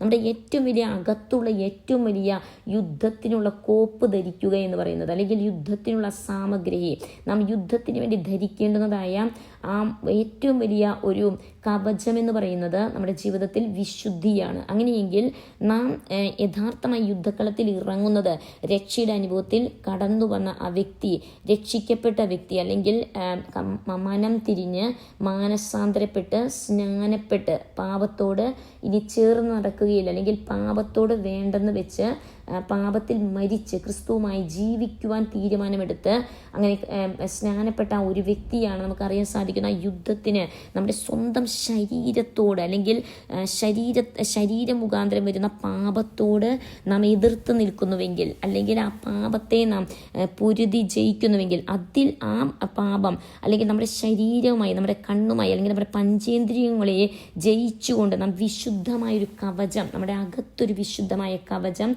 ധരിച്ചിട്ടുണ്ടെങ്കിൽ, നമ്മുടെ ആത്മമനുഷ്യനിൽ ഒരു വിശുദ്ധിയാണ് ഏറ്റവും വലിയ യുദ്ധത്തിന് പുറപ്പെടുമ്പോൾ നമ്മൾ ധരിക്കേണ്ടുന്ന ഏറ്റവും ആദ്യത്തെ കവചം എന്ന് പറയുന്നത്. കാരണം ഞങ്ങൾ ഇന്നലെയും ദൈവസന്നിധിയിൽ ഉപവാസത്തോടെ പ്രാർത്ഥനയോടെ ഞങ്ങളായിരിക്കുന്നു. ദൈവസന്നിധി പ്രാർത്ഥിക്കുന്ന സമയത്ത് പരിശുദ്ധാത്മാവ് വീണ്ടും വീണ്ടും റിമൈൻഡ് ചെയ്തൊരു കാര്യമുണ്ട്. നാം ഏതു വ്യക്തിയെ കണ്ടാലും, ഒരു പുരുഷനാകട്ടെ സ്ത്രീയാകട്ടെ, ആ വ്യക്തിയെ കാണുമ്പോൾ അവർ ഒരു പുരുഷനെന്നോ സ്ത്രീയെന്നോ ഉള്ള രീതിയിലല്ല അവർ നോക്കേണ്ടുന്നത്, മറിച്ച് ആ വ്യക്തി ഒരു ആത്മാവാണ്. ആ വ്യക്തിയിൽ ഒരു ആത്മാവുണ്ട്, ഒരു ആത്മാവിനെയാണ് നമ്മൾ നോക്കുന്നത്. മറിച്ച് ഒരു പുരുഷനെന്നോ സ്ത്രീയോ എന്ന് കണ്ടു നോക്കുമ്പോഴാണ് നമ്മിൽ പല പാപ സ്വഭാവങ്ങൾ ഉത്ഭവിക്കുന്നത്. മറിച്ച് നാം പാപത്തോട് എതിരിടണമെങ്കിൽ, നാം ഒരു വ്യക്തിയോട് സുവിശേഷം പറയണമെങ്കിൽ, അല്ലെങ്കിൽ ഒരു അനേകരെ ക്രിസ്തുവിലേക്ക് നയിക്കണമെങ്കിൽ, അല്ലെങ്കിൽ ഒരു വ്യക്തിയിലുള്ള അന്ധകാരത്തെ നീക്കം ചെയ്യുവാൻ നാം മുന്നിട്ട് ചെല്ലുമ്പോൾ ആ വ്യക്തിയിലുള്ള ആ വ്യക്തി ഒരു പുരുഷനോ സ്ത്രീയോ എന്നുള്ളതല്ല, മറിച്ച് ആ വ്യക്തിയിലുള്ള ഞരങ്ങുന്ന ആത്മാവിനെ വിടുവിക്കുവാൻ തക്കവണ്ണം. കാരണം വളരെയധികം കരയുന്ന ഒരു അകത്തെ മനുഷ്യൻ എങ്ങനെയെങ്കിലും വിടുവിക്കപ്പെടുവാൻ ഞരക്കം കൊള്ളുന്നതായ ഒരു മനുഷ്യൻ, അകത്തെ മനുഷ്യനുണ്ട്. ഒരു പാപിയായ വ്യക്തിയുടെ അകത്തും ഞരക്കമുള്ള ഒരു അകത്തെ മനുഷ്യനുണ്ട്. എന്നെ രക്ഷിക്കണം, എന്നെ സഹായിക്കണമെന്ന് നിലവിളിക്കുന്ന ഒരു അകത്തെ മനുഷ്യനുണ്ട്. അല്ലെങ്കിൽ ഒരു സാത്താന്യ ബന്ധനത്തിൽ അകപ്പെട്ട ഒരു വ്യക്തിയുടെ അകത്തും അകത്തെ മനുഷ്യൻ ഞരങ്ങിക്കരയുന്നുണ്ട്, എന്നെ രക്ഷിക്കണമെന്ന്. ആ പുറത്തെ മനുഷ്യൻ ഒരു പ്രാകൃത മനുഷ്യനായി ഒരു വല്ലാത്ത സ്ഥിതിയിൽ ഇടപെടുമ്പോൾ തന്നെ അവൻ്റെ അകത്തെ മനുഷ്യൻ നെടുവീർപ്പിട്ട് കരയുന്ന ഒരവസ്ഥയുണ്ട്, എന്നെ രക്ഷിക്കണമേ. അങ്ങനെയെങ്കിൽ നാം കാണുന്ന ഓരോ ജനത്തോടും നാം കാണുമ്പോൾ അവരോടുള്ള മനസ്സലിവ്, യേശു ക്രിസ്തു ജനക്കൂട്ടത്തെ കണ്ടപ്പോൾ അവൻ മനസ്സലിവൻ ഇവിടെ എത്തുന്നത്. അതെന്തുകൊണ്ടാണ്? ആ ജനത്തിൻ്റെ പുറമേയുള്ള അവസ്ഥ കൊണ്ടല്ല യേശു മനസ്സലിഞ്ഞത്, മറിച്ച് യേശു മനസ്സലിഞ്ഞത് അവരെ ഇടയന്മാർ ഇല്ലാത്തവരെന്ന് പറയുമ്പോൾ അവരെ അകത്തെ മനുഷ്യനെ നയിക്കുവാൻ തക്കവണ്ണം ആരുമില്ല. അവരെ അകത്തെ മനുഷ്യൻ ക്ഷയിച്ചു പോകുന്നു, അല്ലെങ്കിൽ അവരെ അകത്തെ മനുഷ്യൻ നെടുവീർപ്പിടുകയാണ്. അകത്തെ മനുഷ്യനെ രക്ഷിക്കപ്പെടുവാൻ ആഗ്രഹമുണ്ട്. അകത്തെ മനുഷ്യൻ ഒരു കരച്ചിലാണ്, നിലവിളിയാണ്. പുറത്തെ മനുഷ്യൻ പ്രാകൃത മനുഷ്യനായി നമുക്കെതിരായി യുദ്ധത്തിന് വരുമ്പോഴും അകത്തെ മനുഷ്യനൊരു നിലവിളിയുണ്ട്, എന്നെ സഹായിക്കണം നിലവിളിയുണ്ട്. അങ്ങനെയെങ്കിൽ ഈ ലോകത്തുള്ള സകല ജനത്തിൻ്റെ അകത്തും ഒരകത്തെ മനുഷ്യൻ, അല്ലെങ്കിൽ ആത്മമനുഷ്യൻ, ആത്മാവിൻ്റെ അകത്തൊരു ഞെരുങ്ങിയ നിലവിളിയുണ്ട്, എന്നെ രക്ഷിക്കണമെന്ന് പറയുമ്പോൾ നാം ഓരോരുത്തരും ആ വ്യക്തിത്വത്തെ രക്ഷിക്കുവാൻ തക്കവണ്ണം നാം ക്രിസ്തുവിലായിരിക്കുന്ന നാം ഓരോരുത്തരും നമ്മുടെ അകത്തെ കവചം എന്ന് പറയുന്നത് വിശുദ്ധിയാണ്. ഏറ്റവും വലിയ കവചം എന്ന് പറയുന്നത് ആ വിശുദ്ധിക്ക് പ്രാധാന്യം കൊടുത്തുകൊണ്ട് നാം നമ്മുടെ ജീവിതത്തെ സൂക്ഷിക്കുന്നുവെങ്കിൽ, അതുപോലെ യേശുവിൻ്റെ രക്തം, ആ രക്തത്തിൻ്റെ ശക്തിയിൽ ആശ്രയിച്ചുകൊണ്ട് നാം യേശുവിൻ്റെ രക്തത്തിൽ നമ്മെ തന്നെ പൊതിഞ്ഞ്, നമുക്കുള്ളതിനെ പൊതിഞ്ഞുകൊണ്ട് നാം യേശുവിൻ്റെ രക്തത്തിൽ ആശ്രയിച്ചുകൊണ്ട്, അതുപോലെ നമ്മുടെ പുറത്തെ കവചമായിരിക്കുന്നതായ നാം വിശുദ്ധിയും അതുപോലെ യേശുവിൻ്റെ രക്തം എന്നുള്ള കവചവും നമുക്കുണ്ടെങ്കിൽ ദൈവിക അധികാരം ദൈവം നമ്മിലേക്ക് പകരപ്പെടുവാനിടയെ തീരും. നാം പ്രാർത്ഥനയോടെ ദൈവസന്നിധിയിൽ മുഴങ്കാൽ മടക്കുമ്പോൾ, നാം ഉപവസിക്കുമ്പോൾ മുഴങ്കാൽ മടക്കുമ്പോൾ ആ ദൈവിക അധികാരം നമ്മിലേക്ക് വ്യാപരിക്കുവാൻ തക്കവണ്ണം ഇടയെ തീരും. നമ്മുടെ പുറത്തെ കവചം എന്ന് പറയുന്നത് എഫെസ്യ ലേഖനം 6-ാം അധ്യായത്തിൽ നമുക്ക് അറിയുന്നതായ ആ സർവായുധ വർഗത്തിൽ ഒന്നായിരിക്കുന്നതായ എല്ലാ സർവായുധ വർഗവും നാം ധരിക്കണം. എന്നാൽ ആ വിശ്വാസം എന്ന പരിച, നമ്മുടെ ഏറ്റവും പുറത്തെ കവചം എന്ന് പറയുന്നത് വിശ്വാസം എന്ന പരിച, പിശാചിൻ്റെ തീയമ്പിനെ കെടുത്തിക്കളയുവാനുള്ള വിശ്വാസമാണ്. ഇവിടെയും ദൈവത്തിൻ്റെ പരിശുദ്ധ വായിച്ച വേദഭാഗങ്ങളിലെല്ലാം പരിശുദ്ധ വ്യക്തതയോടെ പറയുന്നൊരു കാര്യമുണ്ട്, നാം അധൈര്യപ്പെട്ടു പോകരുത്, നാം യുദ്ധം ചെയ്യുവാൻ തക്കവണ്ണം പുറപ്പെട്ട് നാം ഇരിക്കുകയാണ്. അങ്ങനെയെങ്കിൽ നമ്മുടെ അകത്തുള്ള കൂടെയുള്ള നമ്മുടെ ദൈവം, നമ്മുടെ സർവശക്തനായ ദൈവം നമ്മോട് കൂടെ ഉള്ളതുകൊണ്ട് നമ്മൾ എന്ത് ചെയ്യണം? നാം പടയേൽപ്പാൻ അടുക്കുമ്പോൾ നമ്മുടെ ജീവിതത്തിൽ എന്താണ് നമ്മുടെ ജീവിതത്തിൽ ഉണ്ടായിരിക്കുന്നത്? നാം അധൈര്യപ്പെടരുത്, പേടിക്കരുത്, നടുങ്ങിപ്പോകരുത്, അവരെ കണ്ട് ഭ്രമിക്കുകയുമരുത്. 4 കാര്യമാണ് പരിശുദ്ധാത്മാവ് വ്യക്തതയോടെ പറയുന്നത്. നമ്മുടെ അകത്തെ മനുഷ്യനിൽ വിശുദ്ധിക്ക് ഏറ്റവും മുൻതൂക്കം നാം കൊടുക്കുന്നുവെങ്കിൽ, വിശുദ്ധിയിൽ നാം ജീവിക്കുന്നുവെങ്കിൽ, തികച്ചും വിശുദ്ധിയോടെ ജീവിക്കുന്നുവെങ്കിൽ, യേശുവിൻ്റെ രക്തത്തിൽ നമ്മെ തന്നെ പൊതിഞ്ഞു സൂക്ഷിക്കുന്നുവെങ്കിൽ, സാത്താന്യ കോട്ടകളെ തകർക്കുവാൻ തക്കവണ്ണം ദൈവിക അധികാരം ദൈവം നമുക്ക് നൽകി തരുവാൻ ഇടയെത്തീരും. അതുപോലെ വിശ്വാസം എന്ന പരിച നാം ഏൽക്കുന്നുവെങ്കിൽ, ആ വിശ്വാസം എന്ന പരിച കൊണ്ട് പിശാചിൻ്റെ സകല തീയമ്പുകളെയും കെടുത്തി കളയുവാൻ തക്കവണ്ണം പരിശുദ്ധനെ നമ്മെ സഹായിക്കുവാൻ ഇടയെത്തീരും. അതുകൊണ്ട് നമുക്ക് പോകേണ്ടത് മുന്നോട്ടാണ്, പുറകിലേക്കല്ല. നമുക്ക് ഒളിച്ചല്ലായിരിക്കേണ്ട, പുറത്തു വന്നുകൊണ്ട് നാം ശത്രുവിനോട് പടയേൽപ്പാൻ തക്കവണ്ണം അടുക്കുകയാണ് വേണ്ടത്. അങ്ങനെയെങ്കിൽ അധൈര്യപ്പെടരുത്. അധൈര്യപ്പെട്ടാൽ ദൈവത്തിന് നമ്മിലൂടെ പ്രവർത്തിപ്പാൻ സാധ്യമല്ല. നാം പേടിക്കുന്നുവെങ്കിൽ നമുക്ക് ദൈവത്തിന് വേണ്ടി പ്രയോജനപ്പെടുവാൻ സാധ്യമല്ല. അതുകൊണ്ടാണ് ദൈവവചനം പറയുന്നത് 365 പ്രാവശ്യം ദൈവത്തിൻ്റെ വചനത്തിൽ ഓരോ ദിവസവുമുള്ള പ്രോമിസായി ദൈവം പറയുന്നു, ഭയപ്പെടരുത്, ഞാൻ നിന്നോട് കൂടെയുണ്ട്, ഭയപ്പെടേണ്ട, ഞാൻ നിൻ്റെ കൂടെയുണ്ടെന്ന് 365 പ്രാവശ്യം ബൈബിളിൽ എഴുതപ്പെടും. ഇവിടെ പറയുന്നു, നടുങ്ങിപ്പോകരുത്. പലതും നടുക്കുന്നതായ കാര്യം പോലെ പല കാര്യങ്ങൾ നമ്മുടെ മുമ്പിൽ വരുമ്പോൾ നടുങ്ങിപ്പോകരുത്, അവരെ കണ്ട് ഭ്രമിക്കുകയുമരുത്. ഇവിടെ നമുക്ക് കാണാൻ സാധിക്കുന്നു, അവരെ കണ്ട് ഭ്രമിക്കരുത്. ആരെ കണ്ടാണ്? പിശാചിൻ്റെ സേനയുണ്ട്, പിശാച് ഒരുക്കുന്ന മാധ്യമങ്ങളുണ്ട്. എന്നാൽ ദൈവത്തിൻ്റെ പരിശുദ്ധാത്മ പറയുന്നു, നിങ്ങളുടെ ദൈവമായ യഹോവ നിങ്ങൾക്ക് വേണ്ടി ശത്രുക്കളോട് യുദ്ധം ചെയ്ത് നിങ്ങളെ രക്ഷിപ്പാൻ നിങ്ങളോട് കൂടെ പോരുന്നു എന്ന് അവരോട് പറയണം. നാം പറയേണ്ടുന്ന ഒരേ ഒരു കാര്യമാണ്, നമ്മെ രക്ഷിപ്പാൻ, നമുക്ക് വേണ്ടി യുദ്ധം ചെയ്ത് നമ്മോട് കൂടെ പോരുന്ന ഒരു ദൈവമുണ്ട്. അതുകൊണ്ട് ദൈവം നമ്മെക്കുറിച്ച് ആഗ്രഹിക്കുന്നത് നാം ഉറച്ചു നിൽക്കേണ്ടുന്ന സ്ഥാനത്ത് ഉറച്ചു നിൽക്കുവാൻ തക്കവണ്ണം നമ്മുടെ ജീവിതത്തിൽ നാം ദൈവത്തിന് വേണ്ടി ഉറപ്പും ധൈര്യത്തോടും കൂടെ നാം നിൽക്കുന്നുവെങ്കിൽ ദൈവം നമ്മിലൂടെ അനേക കാര്യങ്ങൾ ചെയ്യുവാൻ തക്കവണ്ണം ഇടയെത്തീരും. നമ്മുടെ അകത്ത് വലിയൊരു ഉറപ്പിലേക്ക് നാം എപ്പോഴും പ്രാധാന്യം കൊടുക്കേണ്ടുന്നത്, ദൈവവചനത്തെ ഉടനീളം കാണുമ്പോൾ നാം ആയിരിക്കുന്ന ദേശത്തെ ജനത്തെ പോലെ ജീവിക്കുവാനല്ല ദൈവം നമ്മെ വിളിച്ചിരിക്കുന്നത്. നാം ഏത് ദേശത്താണെങ്കിലും അവരുടെ ആ പ്രവൃത്തികൾ ചെയ്യുവാൻ ദൈവം നമ്മെ വിളിച്ചിട്ടില്ല. അവർ നടക്കുന്നത് പോലെ നടക്കുവാനോ, അവർ ജീവിക്കുന്നത് പോലെ ജീവിക്കുവാനോ, അല്ലെങ്കിൽ അവർ ചിന്തിക്കുന്നത് പോലെ ചിന്തിക്കുവാനോ അല്ല. ഒരു പക്ഷേ പുതിയ തലമുറയിലേക്ക് നാം കടന്നു വരുമ്പോൾ നാം പലപ്പോഴും ചിന്തിക്കാം, പുതിയ തലമുറയുടെ ചിന്താഗതി, പുതിയ ടെക്നോളജി എല്ലാം വളരെ വർദ്ധിച്ചിരിക്കുന്ന ഈ കാലഘട്ടം, വേഗതയിൽ അറിവ് വർദ്ധിക്കുന്ന ഈ കാലഘട്ടത്തിൽ പുതിയ തലമുറ എങ്ങനെയാണ് ചിന്തിക്കുന്നത് അതുപോലെയാണോ നാം ചിന്തിക്കുക? അതല്ല ദൈവവചനം പറയുന്നത്. നാം നമ്മുടെ ചിന്താഗതി വചനപ്രകാരം നാം ചിന്തിക്കുവാൻ ദൈവം നമ്മെക്കുറിച്ച് ആഗ്രഹിക്കുന്നു. വചനപ്രകാരമുള്ള ചിന്ത എന്ന് പറയുമ്പോൾ ധൈര്യത്തിൻ്റെ ആത്മാവിനെയാണ് ദൈവം നമുക്ക് പകർന്നു നൽകിയിരിക്കുന്നത്. ഏത് പ്രതിസന്ധിയിലും നാം ഉറപ്പും ധൈര്യത്തോടും കൂടി നിൽക്കുവാൻ തക്കവണ്ണം നാം ധൈര്യശാലികളായി നിൽക്കുന്നുവെങ്കിൽ ദൈവത്തിന് നമ്മിലൂടെ വൻ കാര്യങ്ങൾ ചെയ്യുവാൻ തക്കവണ്ണം ഇടയെത്തീരും. കാരണം ദൈവം നമ്മെക്കുറിച്ച് ആഗ്രഹിക്കുന്നത് നാം അധൈര്യപ്പെട്ടു പോകുന്നുവെങ്കിൽ, നാം ഏത് വിഷയത്തിൻ്റെ മധ്യത്തിലും അധൈര്യപ്പെട്ടു പോകുന്നുവെങ്കിൽ ദൈവത്തിന് നമ്മിലൂടെ ഒന്നും ചെയ്യുവാൻ തക്കവണ്ണം സാധ്യമല്ല. ഇവിടെ റോമാലേഖനം 11 അധ്യായത്തിലേക്ക് നാം കടന്നു വരുമ്പോൾ അതിൻ്റെ റോമാലേഖനം 11 അധ്യായത്തിൻ്റെ ഒരു വാക്യത്തിലേക്ക് കടന്നു വരുവാൻ ആഗ്രഹിക്കുന്നു. 11 അധ്യായം അതിൻ്റെ 19 മുതലുള്ള വാക്യങ്ങൾ ഞാൻ വായിക്കുവാൻ ആഗ്രഹിക്കുന്നു. എന്നാൽ എന്നെ ഒട്ടിക്കേണ്ടതിന് കൊമ്പുകളെ ഒടിച്ചു കളഞ്ഞു എന്നു നീ പറയും. ശരി, അവിശ്വാസത്താൽ, അതിൻ്റെ 20 വാക്യത്തിൽ പറയുന്നു, ശരി, അവിശ്വാസത്താൽ അവ ഒടിഞ്ഞുപോയി. നോക്കൂ, നമ്മുടെ ജീവിതത്തിൽ അവിശ്വാസം വരുമ്പോൾ കൊമ്പുകൾ ഒടിഞ്ഞു പോകുന്ന അവസ്ഥയാണ്. നാം യോഹന്നാൻ്റെ സുവിശേഷം 15 അധ്യായത്തിൽ നമുക്ക് സുപരിചിതമായ വേദഭാഗമാണ് അവിടെ കാണുവാൻ സാധിക്കുന്നു. മുന്തിരി വള്ളിയോട് പറ്റിച്ചേർന്നിരിക്കുന്ന ശാഖ.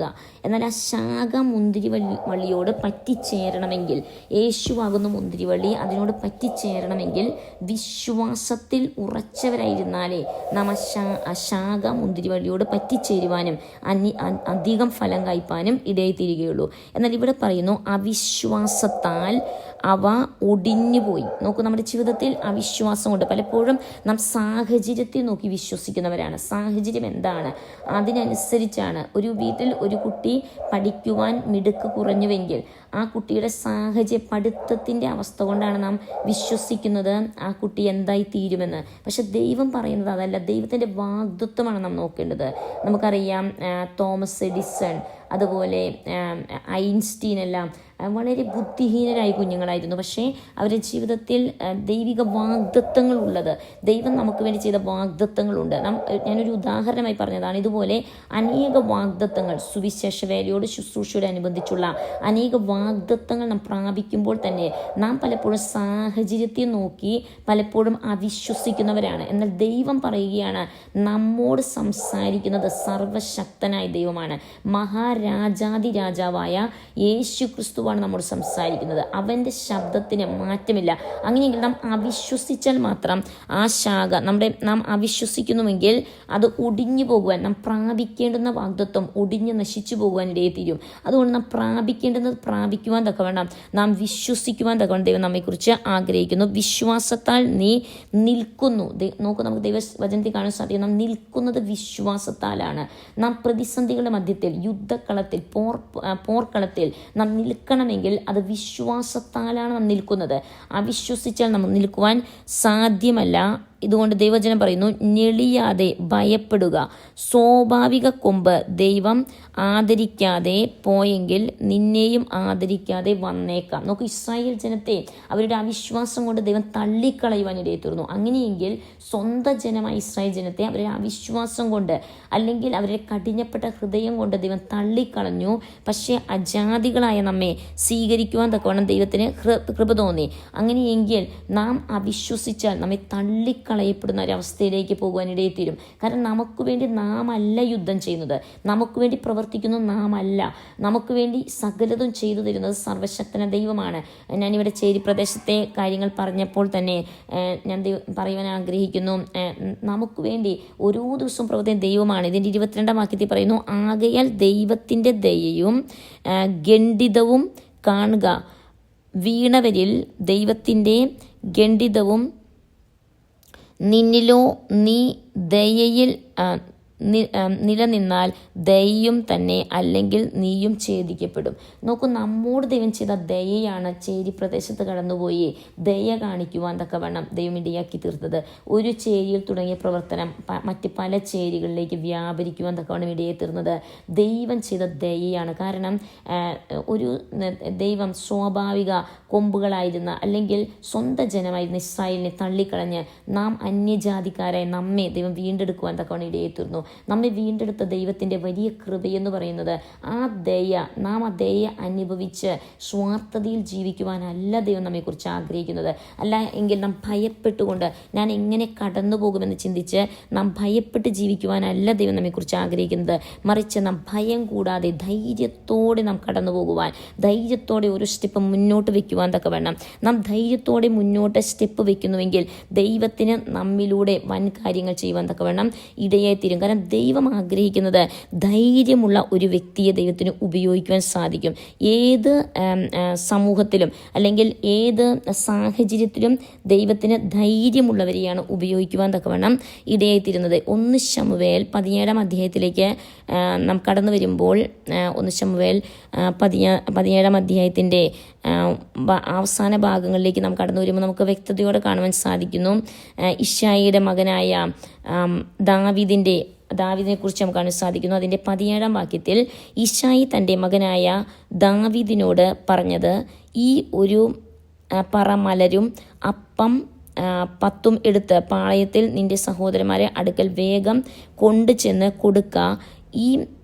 അങ്ങനെ അവനോട് സംസാരിക്കുന്ന ഒരു ഭാഗമാണ് നമുക്ക് കാണാൻ സാധിക്കുന്നത്. എന്നാൽ അതിൻ്റെ താഴത്തോടുള്ള ഭാഗങ്ങൾ അവിടെ ചെല്ലുമ്പോൾ ദാവീദ് കാണുന്ന ഒരു കാര്യമുണ്ട്. ഗോലിയാത്ത് ദൈവജനത്തിനെതിരായി നിൽക്കുകയാണ്.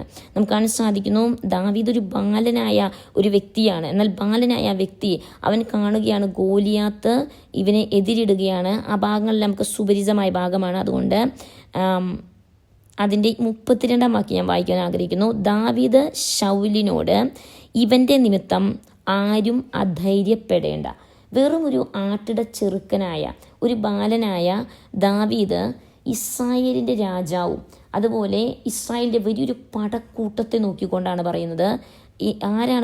എന്താണ് പറയുന്നത്? ദാവീദ് ശൗലിനോട്, രാജാവിനോട് പറയുകയാണ്, ഈ ഗോലിയാത്ത് നിമിത്തം ആരും അധൈര്യപ്പെടേണ്ട, അടിയൻ ചെന്ന് ഈ ഫെലിസ്തീനോട് അംഗം പൊരുതുമെന്ന് പറഞ്ഞു. നോക്കൂ, ഒരു ബാലനാണ് അംഗം പൊരുതുവാൻ നിൽക്കുന്നത്. വർഷങ്ങളായി വിടുവിക്കപ്പെടാത്ത വിഷയം, വർഷങ്ങളായി നിലനിൽക്കുന്ന ചില വിഷയമാണ്. എന്നാൽ ആ വിഷയത്തിൻ്റെ മധ്യത്തിൽ അവൻ്റെ ധൈര്യമാണ്. അവൻ ധൈര്യപ്പെടുവാൻ കാരണം രാത്രിയാമങ്ങളിലുള്ള അവൻ്റെ ആരാധന, അവൻ്റെ പ്രാർത്ഥന. ഒരു ജനവും അറിയാതെ രഹസ്യമായുള്ള അവൻ്റെ പ്രാർത്ഥനകളും ആരാധനയും. നാം രഹസ്യമായി ചെയ്യുന്ന പല കാര്യങ്ങളും ലോകത്തിന് വെളിപ്പെടാറില്ല. പക്ഷെ ദൈവം തെളിവോടെ അത് ലോകത്തിന് വെളിപ്പെടുത്തി കൊടുക്കുന്നത് അനേക ജീവിതങ്ങൾ ദൈവത്തിങ്കിലേക്ക് കടന്നു വരുന്നത്, അനേകർ പിശാചിനാൽ പിടിക്കപ്പെട്ടവരെ അവൻ്റെ പിടിയിൽ നിന്നും, ആ പിശാചിൻ്റെ പിടിയിൽ നിന്നും, ആ ലൂസിഫറിൻ്റെ പിടിയിൽ നിന്നും വിടുവിച്ചെടുക്കുവാൻ തക്കവണ്ണം ദൈവം ഒരു അധികാരം നമ്മെ ഏൽപ്പിച്ചിട്ടുണ്ട്.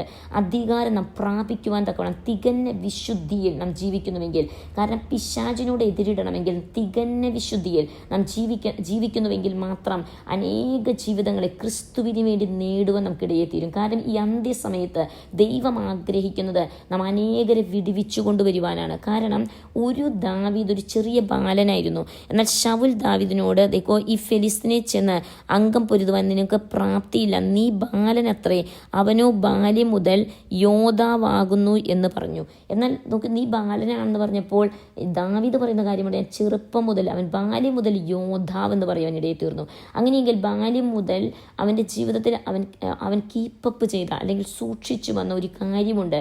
അവന് തനിയായിരുന്ന സമയത്ത്, കാടിൻ്റെ തനിയായിരുന്ന സമയത്ത് അവൻ പാപം ചെയ്യാതെ തന്നെ സൂക്ഷിക്കുവാൻ ഇടയിൽ തീർന്നു. ഒരിക്കൽ തൻ്റെ ജീവിതത്തിൽ പാപം വന്നു, എന്നാൽ അതിൻ്റെ മധ്യത്തെ കാണാൻ സാധിക്കുന്നു. ഒരിക്കൽ പാപം വന്നു, എന്നാൽ പിന്നീട് ഒരിക്കലും പാപം ചെയ്യുവാൻ ഇടവരാതെ തന്നെ സൂക്ഷിക്കുവാൻ ഇടയെത്തുന്നു. ദാവീദ് ശൗലിനോട് പറഞ്ഞത്, അടിയൻ അപ്പൻ്റെ ആടുകളെ മേയിച്ചുകൊണ്ട് ഒരിക്കൽ ഒരു സിംഹവും ഒരിക്കൽ ഒരു കരടിയും വന്നു, കൂട്ടത്തിൽ നിന്നു ആട്ടിൻകുട്ടിയെ പിടിച്ചു, ഞാൻ പിന്തുടർന്നു, അതിനെ അടിച്ചു, അതിൻ്റെ വായിൽ നിന്നും ആട്ടിൻകുട്ടിയെ വിടുവിച്ചു. അത് എൻ്റെ നേരെ വന്നപ്പോൾ ഞാൻ അതിനെ താടിക്ക് പിടിച്ചു അടിച്ചു കൊന്നു. നോക്കൂ, ഒരു കരടിയും സിംഹത്തെ കണ്ടപ്പോൾ പേടിച്ച് ഓടുന്ന ദാവീദല്ല, മറിച്ച് അതിനെ പിന്തുടർന്ന് പിടിച്ച് തകർക്കുന്നൊരവസ്ഥ. നമ്മുടെ ജീവിതത്തിൻ്റെ പ്രതിസന്ധികൾ കണ്ട് നാം പേടിച്ച് ഓടുവാനല്ല ദൈവം നമ്മെ വിളിച്ചിരിക്കുന്നത്, മറിച്ച് അതിനെതിരായി മുട്ടുമേൽ നിൽക്കുവാൻ, അതിനെതിരായി വിശ്വസിക്കുവാൻ, അതിനെതിരായി നാം ശക്തിയോടെ പൊരുതുവാൻ തക്കവണ്ണം ദൈവം നമ്മെ വിളിച്ചിരിക്കുന്നു. അങ്ങനെയെങ്കിൽ നമ്മുടെ ഏത് പ്രതിസന്ധിയാണെങ്കിലും, നാം ഭയപ്പെടുന്ന വിഷയം എന്ത് തന്നെയാണെങ്കിലും, ആ വിഷയത്തിന് എതിരായി ദൈവസന്നിധിയിൽ മുട്ടുമടക്കുവാൻ, ഉപവസിക്കുവാൻ, പ്രാർത്ഥിക്കുവാൻ, ദൈവം മുൻപാകെ കരമുയർത്തുവാൻ, ദൈവസന്നിധിയിൽ നിശബ്ദതയോടെ പ്രാർത്ഥിക്കുന്നുവെങ്കിൽ, നാം ദൈവസന്നിധിയിൽ വിശ്വസിക്കുന്നുവെങ്കിൽ, ദൈവം പറയുന്നു, ഞാൻ നിനക്ക് വേണ്ടി യുദ്ധം ചെയ്യും, ഞാനാണ് യുദ്ധം ചെയ്യുന്നത് ദൈവം പറയുവാൻ ഇടയെത്തുന്നു. ഇങ്ങനെ അടിയൻ സിംഹത്തിനെ നമുക്ക് കാണാൻ സാധിക്കുന്നു. അവൻ അവരുടെ കയ്യിൽ നിന്ന് ദാവീദ് ആ കരടിയുടെയും അല്ലെങ്കിൽ സിംഹത്തിൻ്റെയും വായിൽ നിന്നും ആട്ടുംകൂട്ടത്തെ രക്ഷിക്കുവാൻ ഇടയെത്തുന്നു. ദാവീദ് പിന്നെയും സിംഹത്തിൻ്റെ കയ്യിൽ നിന്നും കരടിയുടെ കയ്യിൽ നിന്നും എന്നെ രക്ഷിച്ച യഹോവ ഈ ഫെലിസ്ത്യൻ്റെ കയ്യിൽ നിന്നും എന്നെ രക്ഷിക്കുമെന്ന് പറഞ്ഞു. ശൗൽ ദാവീദിനോട്, ചെല്ലുക, യഹോവ നിന്നോടുകൂടെ ഇരിക്കുമെന്ന് പറഞ്ഞു. നോക്കൂ, അവൻ്റെ ധൈര്യമാണ്.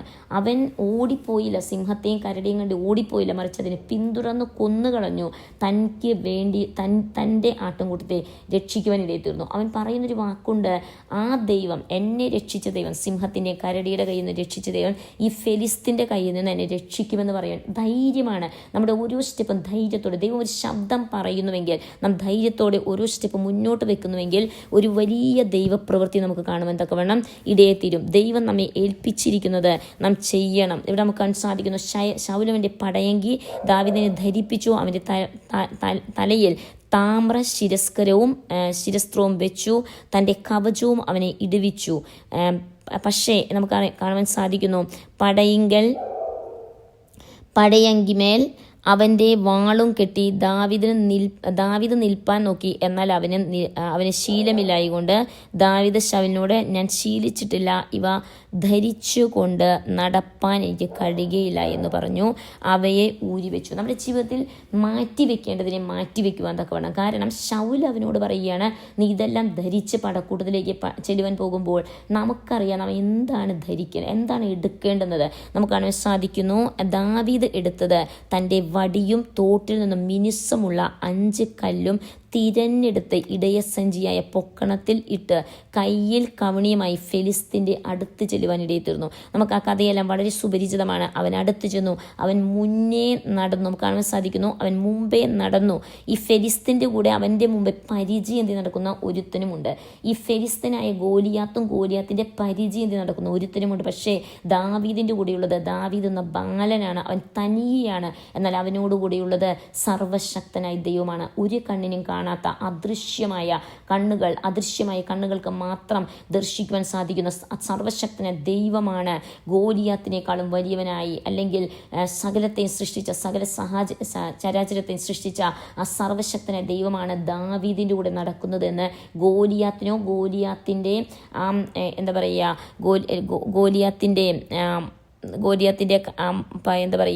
പിടിച്ചുകൊണ്ട്, ഗോലിയാത്തിൻ്റെ ആ ഷീൽഡ് പിടിച്ചുകൊണ്ട്, അല്ലെങ്കിൽ പരിച പിടിച്ചുകൊണ്ട്, പരിചക്കാരനായിരിക്കുന്ന ആ പരിച പിടിച്ചുകൊണ്ട വ്യക്തി, അവർ രണ്ടുപേരും കണ്ടത് ഒരു ചെറിയ ബാലയെയാണ്.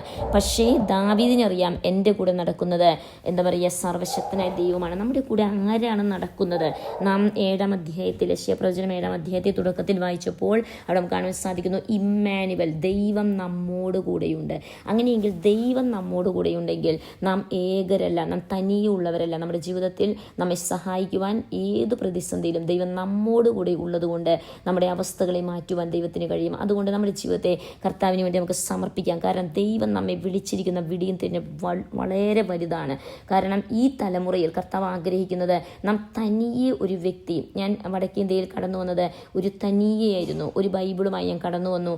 37 വർഷക്കാലങ്ങൾക്ക് ശേഷം ഞാൻ തിരിഞ്ഞു നോക്കുമ്പോൾ, ഈ 38 വർഷക്കാലത്തിന് ശേഷം തിരിഞ്ഞു നോക്കുമ്പോൾ എനിക്ക് പറയുവാൻ സാധിക്കും, ഒരു ബൈബിളുമായി തനിയെ കടന്നു വന്നു. എന്നാൽ അനേക സ്ഥലങ്ങളിൽ ചർച്ച് പ്ലാന്റ് ചെയ്യുവാൻ തക്കവണ്ണം, അനേക ജീവിതങ്ങൾ ക്രിസ്തുവിലേക്ക് കടന്നു വരുവാൻ തക്കവണ്ണം ഇടയായിത്തീരുന്ന ധൈര്യത്തോടെ മുന്നേറിയതുകൊണ്ടാണ്. പല പ്രതിസന്ധികൾ ജീവിതത്തിൽ കടന്നു വന്നു, പല പ്രതികൂലങ്ങൾ, പല തടവറയുടെ അനുഭവങ്ങൾ, പല പ്രതിസന്ധികൾ. എന്നാൽ എല്ലാത്തിൻ്റെ മധ്യത്തിലും ഭക്ഷണമില്ലാത്ത അനേക നാളുകൾ, മാസങ്ങൾ കടന്നുപോയ അവസ്ഥകളുണ്ട്. വെറും വെള്ളം മാത്രം കുടിച്ച് ജീവിക്കേണ്ടുന്ന അവസ്ഥയിലൂടെ കടന്നുപോയ, നദിയിലെ വെള്ളം മാത്രം കുടിച്ച് ജീവിക്കേണ്ട അവസ്ഥയിലൂടെ, പല അവസ്ഥയിലൂടെ കടന്നുപോയ അവസ്ഥകളുണ്ട്. എന്നാൽ അതിൻ്റെ മധ്യത്തിൽ ഒന്ന് മാത്രം എനിക്ക് പറയുവാൻ സാധിക്കും, സർവശക്തനായ ദൈവം കൂടെയുള്ളതുകൊണ്ട് സകലതും ദൈവം അനുകൂലമാക്കി ഒരു വലിയ കൊയ്ത്ത് നൽകുവാൻ ഇടയിൽ തീർന്നു. നമ്മുടെ കണ്ണുകളെ നമുക്ക് അടയ്ക്കാം, ദൈവസന്നിധിയിൽ ഒന്ന് പ്രാർത്ഥിക്കാം. ദൈവം നാം ഉറച്ചു നിൽക്കുന്നുവെങ്കിൽ, ധൈര്യപ്പെടുന്നുവെങ്കിൽ, അധൈര്യപ്പെടാതെ ഇരിക്കുന്നുവെങ്കിൽ, നടുങ്ങിപ്പോകാതെ ഇരിക്കുന്നുവെങ്കിൽ നമ്മിലൂടെ ദൈവത്തിന് വലിയ കാര്യങ്ങൾ ചെയ്യുവാൻ സാധിക്കും. നമ്മുടെ കണ്ണുകളെ അടച്ചൊരു നിമിഷം പ്രാർത്ഥിക്കാം. റീബ സത്തുറാനക രഗതകല ജനബല രഗതകല अरबन रेगदगल पवित्र पवित्र परमेश्वर यीशु मसीह के पवित्र चरणों में हम आते परमेश्वर। रिबस सतुरानग रेगदगल आपके वचन को परमेश्वर हालेलुया लोगों के बीच में बताने के लिए परमेश्वर ने हमारे जिंदगियों में आशीष दिया परमेश्वर। रबस सतुरानग रेगदगल परमेश्वर डालस प्रेयर लाइन के लिए परमेश्वर धन्यवाद देते प्रभु जी हालेलुया। ओ रबस सतुरानग प्रभु जी हालेलुया पर रूम प्रेयर लाइन के लिए धन्यवाद प्रभु जी। आपके भक्त लोगों के लिए धन्यवाद देते प्रभु जी। आपके दास दासी लोगों के लिए प्रभु जी, बच्चे लोगों के लिए धन्यवाद देते प्रभु जी। हम लोग परमेश्वर हालेलुया बांध कर परमेश्वर हालेलुया हिम्मत के साथ आगे बढ़ने के लिए, विश्वास में अटल रहकर आगे बढ़ने के लिए प्रभु जी हम हर एक जीवनों में परमेश्वर आशीष करने के लिए प्रार्थना है प्रभु जी। हमसे कोई भी परमेश्वर हालेलुया ओ रबन हतने डरावने का परमेश्वर डर का आत्मा के साथ नहीं, परमेश्वर डरावने की अवस्था हमारी जिंदगियों में आते हैं, परंतु परमेश्वर इससे डरावने की परमेश्वर अवस्था आने के समय परमेश्वर हाले डर के नहीं, परंतु परमेश्वर आत्मा में बलवंत होकर आगे बढ़ते जाने के लिए परमेश्वर ने दिया हुआ परमेश्वर हालेलुया शक्ति सामर्थ्य को प्राप्त करके प्रभु जी बहुत बड़े कार्य प्रभु के नाम के लिए परमेश्वर करने के लिए ये अंतिम समय पर परमेश्वर बहुत बड़ा फसल हमारे सामने है, वो फसल को काटने के लिए प्रभु हम सबको तैयार कीजिए। पिता पुत्र पवित्र आत्मा के नाम पर परमेश्वर हालेलुया आपके भक्त लोगों को आशीष देकर प्रार्थना हमारे उद्धार करते यीशु मसीह के पवित्र नाम से आमीन।